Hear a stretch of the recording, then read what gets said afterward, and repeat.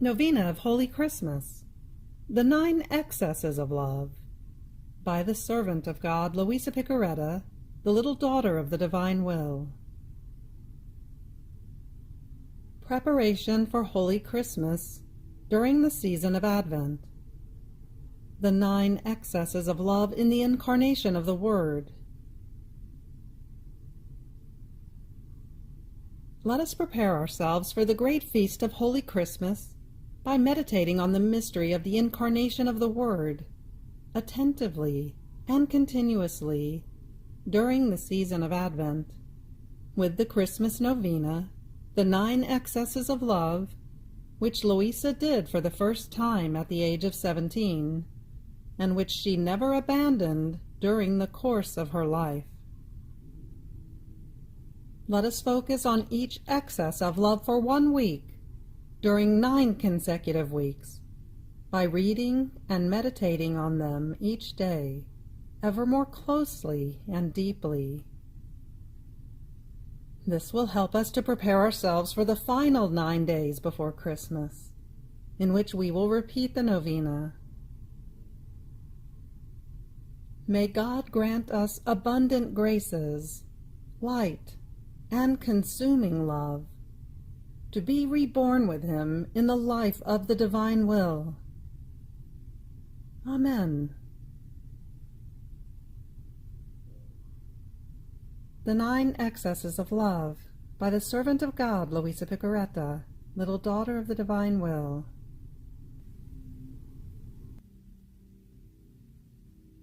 Luisa says, with a novena of Holy Christmas, at the age of about 17, I prepared myself for the feast of Holy Christmas by practicing various acts of virtue and mortification, and especially by honoring the 9 months which Jesus spent in the maternal womb, with 9 hours of meditation each day, always concerning the mystery of the Incarnation.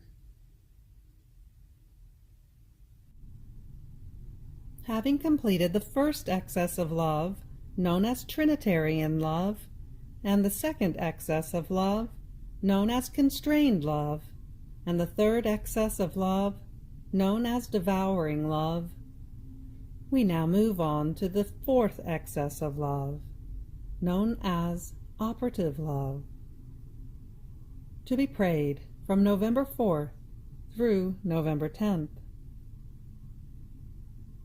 Fiat. 4th excess of love. My daughter, from the devouring love, move on to look at my operative love. Each conceived soul brought me the burden of her sins, of her weakness and passions, and my love commanded me to take the burden of each one of them. And it conceived not only the souls, but the pains of each one, as well as the satisfaction which each one of them was to give to my celestial Father. So my passion was conceived together with me. Look well at me in the womb of my celestial Mamma. Oh, how tortured was my little humanity! Look well at my little head, surrounded by a crown of thorns, which, pressed tightly around my temples, made rivers of tears pour out from my eyes. Nor was I able to make a move to dry them. Oh, please, be moved to compassion for me. Dry my eyes from so much crying, you who have free arms to be able to do it. These thorns are the crown of the so many evil thoughts which crowd the human minds. Oh, how they prick me, more than thorns which sprout from the earth. But look again. What a long crucifixion of 9 months! I could not move a finger or a hand or a foot. I was always immobile. There was no room to be able to move even a tiny bit. What a long and hard crucifixion, with the addition that all evil works, assuming the form of nails, continuously pierced my hands and feet. So he continued to narrate to me pains upon pains, all the martyrdoms of his little humanity, such that if I wanted to tell them all, I would be too long. I abandoned myself to crying, and I heard in my interior, "My daughter, I would like to hug you, but I am unable to do so.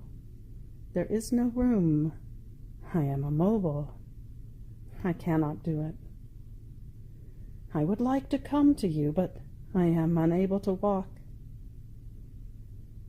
For now, you hug me and you come to me. Then, when I come out of the maternal womb, I will come to you."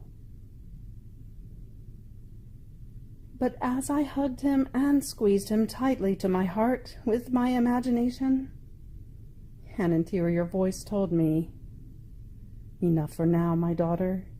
Move on to consider the 5th excess of my love."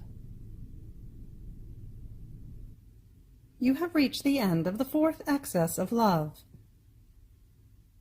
Fiat.